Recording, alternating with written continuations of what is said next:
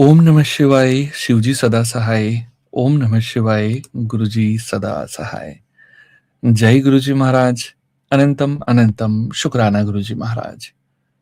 श्री शिव महापुराण रुद्र संहिता पार्वती खंड अध्याय 14 से लेकर 16 तक। सूत जी कहते हैं, तदंतर नारद जी के पूछने पर पार्वती के विवाह के विस्तृत प्रसंग को उपस्थित करते हुए ब्रह्मा जी ने तारकासुर की उत्पत्ति, उसके उग्र तप, मनोवांछित वर प्राप्ति तथा देवता और असुर सबको जीतकर स्वयं इंद्र पद पर प्रतिष्ठित हो जाने की कथा सुनाई।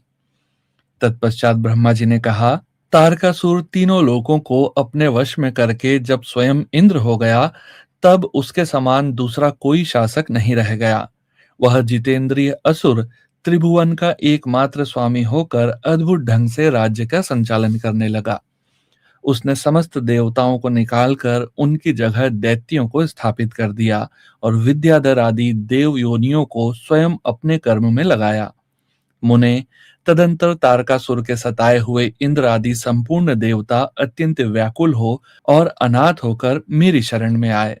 उन सब ने मुझ प्रजापति को प्रणाम करके बड़ी भक्ति से मेरा स्तवन किया और अपने दारुण दुख की बातें बताकर कहा, प्रभु, आप ही हमारी गति हैं, आप ही हमें कर्तव्य का उपदेश देने वाले हैं और आप ही हमारे धाता एवं उद्धारक हैं। हम सब देवता तारकासुर नामक अग्नि में जलकर अत्यंत व्याकुल हो रहे हैं।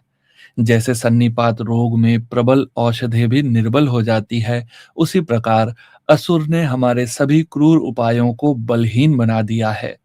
भगवान विष्णु के सुदर्शन चक्र पर ही हमारी विजय की आशा अवलंबित रहती है, परंतु वह भी उसके कंठ पर कुंठित हो गया।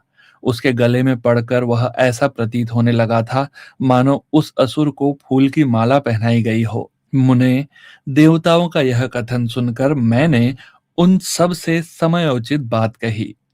देवताओं, मेरे ही वरदान से दैत्य तारकासुर इतना बढ़ गया है, अतः मेरे हाथों ही उसका वध होना उचित नहीं है। जो जिससे पलकर बढ़ा हो, उसका उसी के द्वारा वध होना योग्य कार्य नहीं है। विष के वृक्ष को भी यदि स्वयं सींचकर बड़ा किया गया हो, तो उसे स्वयं काटना अनुचित माना गया है। तुम लोगों का सारा कार्य करने के योग्य भगवान शंकर हैं, किंतु वे तुम्हारे कहने पर भी स्वयं उस असुर का सामना नहीं कर सकते। तारक, दैत्य स्वयं अपने पाप से नष्ट होगा।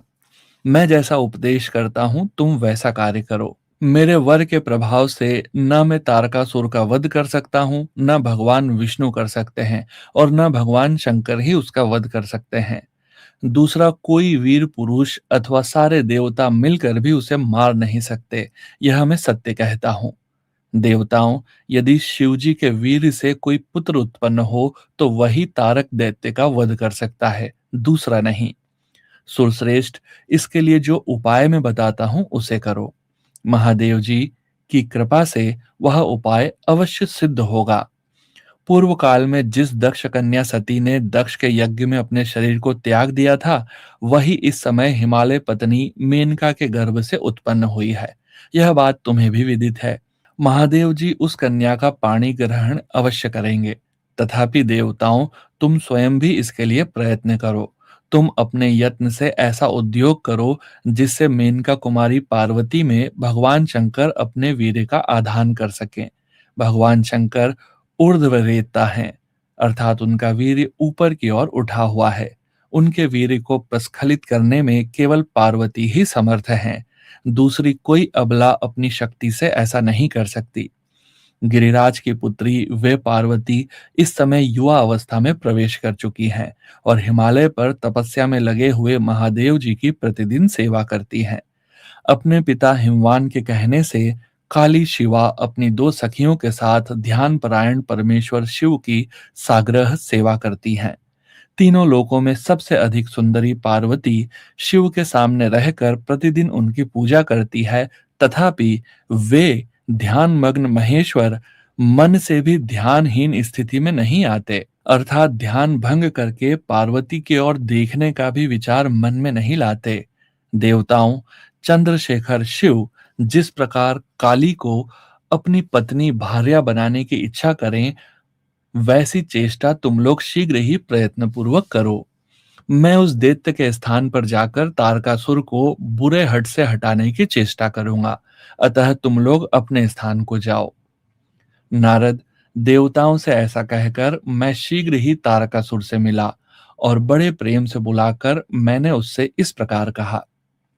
तारक, यह स्वर्ग हमारे तेज का सार तत्व है, परंतु तुम यहाँ के राज्य का पालन कर रहे हो।